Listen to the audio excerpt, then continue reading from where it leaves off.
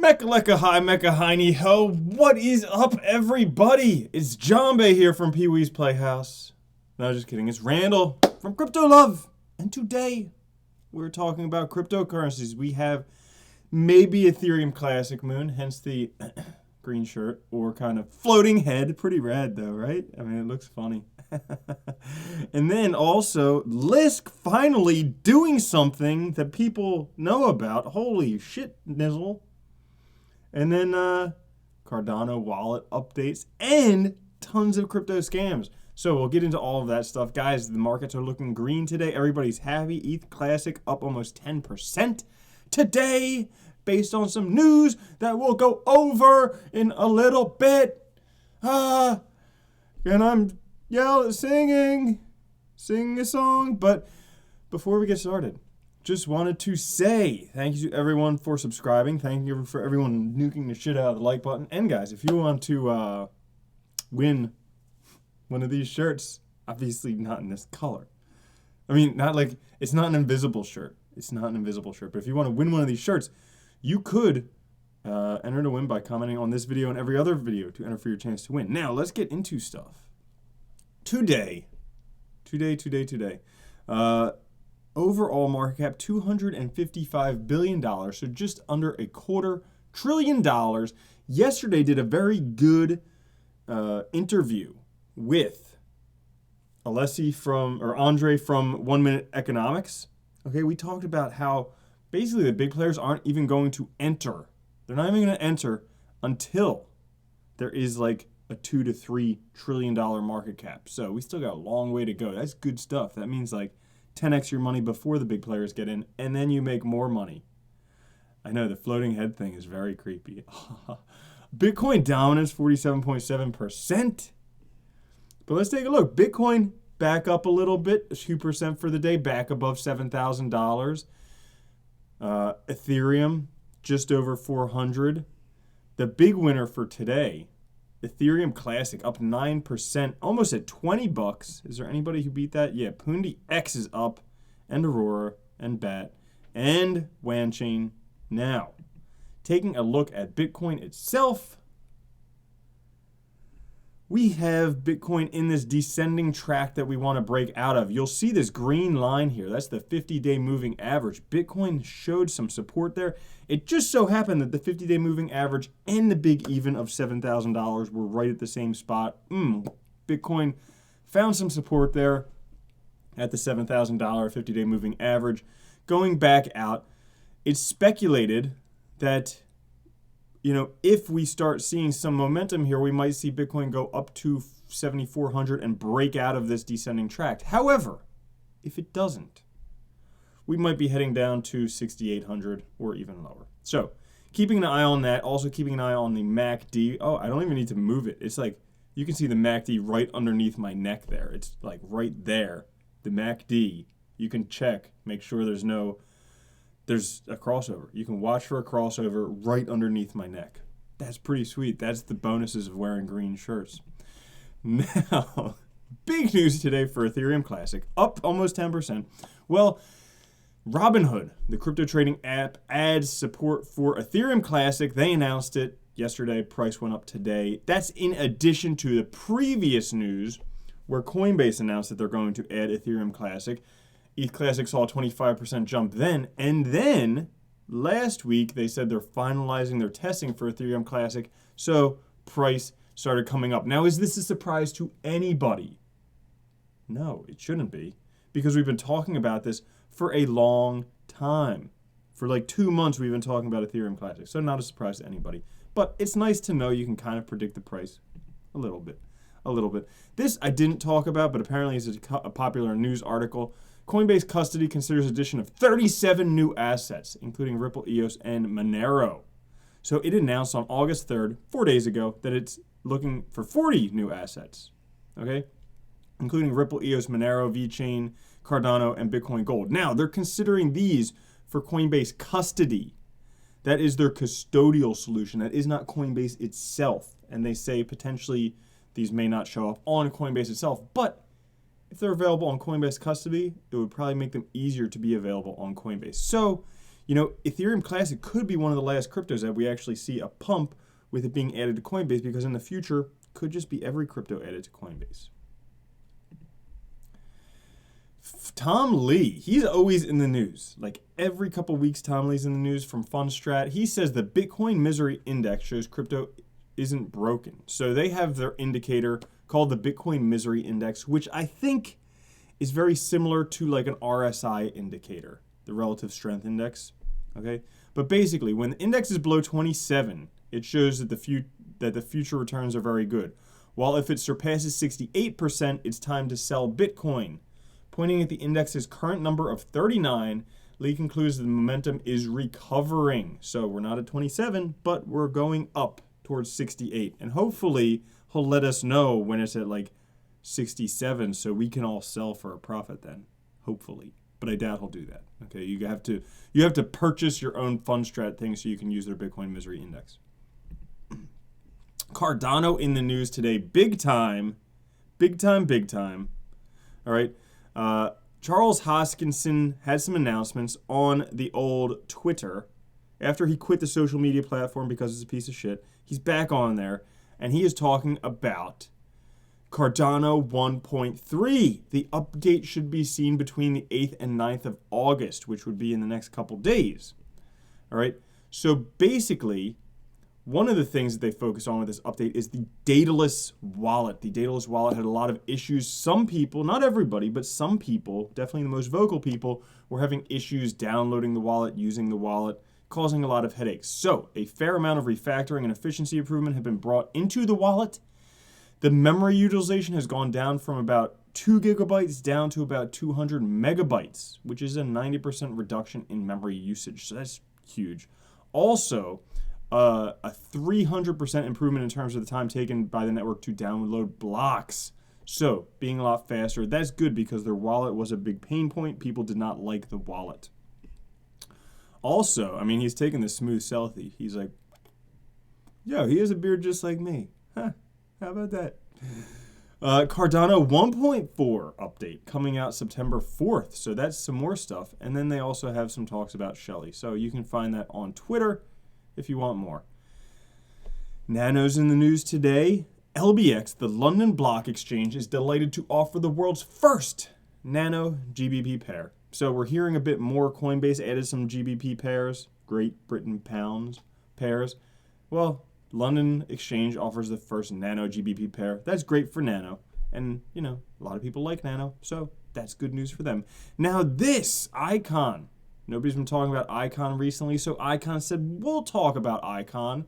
They have some key announcements. So, first announcement, the Loop rebrands to Icon Loop. So the Loop is Icon's main technology partner, has agreed to rebrand to Icon Loop to make it less confusing about what they're doing. But that's not the big news. The big news, the $5 million ICX repurchase program. So, Icon's going to be repurchasing 5 million of its own circulation. Now that's like 1/3 of 1% of the total amount of Icon out there. But, you know, the repurchasing stuff does bring the price up because there's less supply. So if the demand stays the same, price goes up. Simple economics, people. And then also they released their open source release schedule, which has a whole bunch of stuff. So they have wallet updates coming up for desktop, Android, and iOS wallets, also SDKs, also a whole bunch of other stuff. And you're able to find all of this on the old GitHub. Now, long overdue, long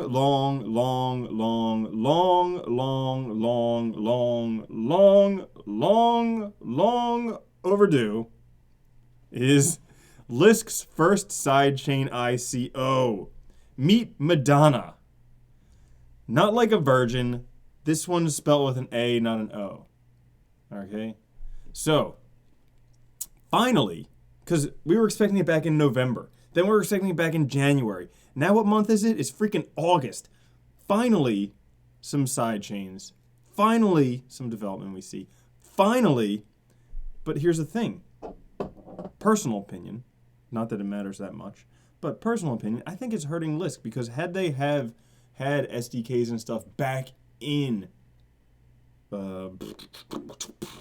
November and January, would have seen a lot more gains from them. Now, every blockchain out there has side chains and ICOs and SDKs and all this stuff. So it's nothing new. So, but, you know, they did that stuff to make sure they got everything made properly. However, let's get into the story. Stop just being personal opinions, Randall, you big floating head. So, the Lisk community has long been anticipating, you think, the arrival of Lisk's side chains, which are expected early 2019. So they're not even here yet. It's, what is it? It's August. Another like 5 months until we see these side chains. The first official sidechain ICO in the form of Madonna.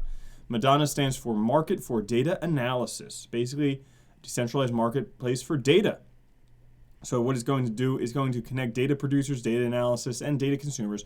Plus, it protects the data from third parties and cyber criminals through the use of blockchain technology. Okay? So anyways, Madonna is going to be the first sidechain ICO. They're going to have a native token called the Privacy Analysis Exchange, PAX token. It'll fuel Madonna's ecosystems. And starting in September and October. Okay? So they're going to be having the ICO there. But the sidechains aren't going to be around until 2019. Waiting forever. It better be perfect. It better be perfect, Lisk. I still like Lisk. I still hold it. But, you know, would have been nice if they had this stuff back in a long time ago. Now, Wall Street Journal article. It's an actual legit article from Wall Street Journal. Some traders are talking up cryptocurrencies, then dumping them, costing others millions. No! They do that? Well, it's an actual Wall Street Journal article, so it made it into like mainstream news.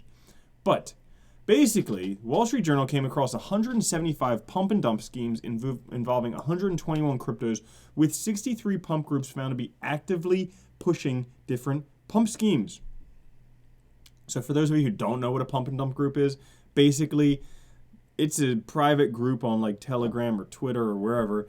They announce a certain cryptocurrency, date, time, and place, exchange, where they're going to be buying it. They announce they're going to buy a whole bunch, then they announce the time to sell. And so the thing is, you want to get in early so you can sell for a profit. Now, pretty much the people making the most money from these pump and dump schemes are the people who create them, because they get in before everybody else and then they ride it out till pretty much the end. But here's the thing. It's actually like gambling. So the gambling aspect of playing the game of crypto chicken makes it highly addictive. Some people, like this 27-year-old that they talk about here, lost $5,000 in 30 seconds.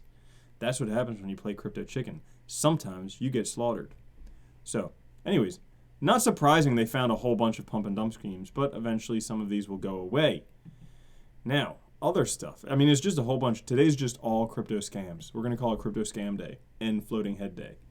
Now, BitConnect promoter Colin Powell detained by the FBI. So recently, Colin Powell, known as Crypto Clover, who also refers to himself as a crypto nomad, he was restrained, threatened, and questioned by the FBI. He also stated the FBI seized all his money and electronics when he tried to enter the U.S. Oh, that sucks. All right.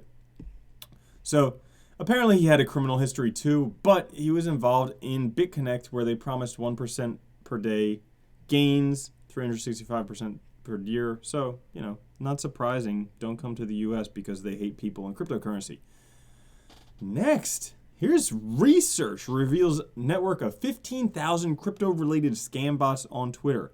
I mean, today's just the day of crypto scams, like I said. The infamous phenomenon of cryptocurrency-related Twitter accounts advertising fake giveaways. We're going to be talking about that. So, the project where they did the research involved a huge tranche of 88 million Twitter accounts.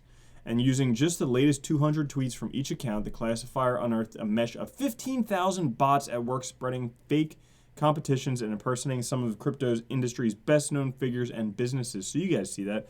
Anytime, like, Charles Hoskinson or Vitalik or anyone tweets something, all of a sudden there's a whole bunch of bots that tweet a giveaway where if you send some Ethereum, they'll give you back 5 times that much. And it has the same picture, and it has a very similar name, and yeah. And apparently, here's the biggest piece of shit about Twitter, okay? Twitter says it's aware of the problem. And here's, like, this is the biggest shit the bed ever. Like, Twitter, get your act together and do something about this. Like, it's been going on for 8 months now, plus, and it's getting really ridiculous. And even, like, it took Elon Musk saying something for you actually to step up and even take a look at it. I mean, guys, you really need to get your shit together. They just don't care. They just don't freaking care. They're just sitting on their hashtag yacht and just hashtag getting blowies and hashtag popping champagne and hashtag, I don't know what else they're doing. But, yeah, step it up, Twitter, if you're listening, Jack Dorsey, because you watch my channel. USDEA, criminal activity in cryptocurrency, has dropped 80% since 2013. So the U.S. Drug Enforcement Administration has noted that Bitcoin's role in crimes has dropped to just 10% of transactions. So everybody who says Bitcoin is just used for drugs, you're wrong. Only 1 out of 10 Bitcoin is used for drugs. Ha! Also, here's the thing. So that was like, okay, cool. Good news. Now anybody says, isn't that thing's used for drugs? You could be like, only 1 out of 10. Yeah. But here's the thing.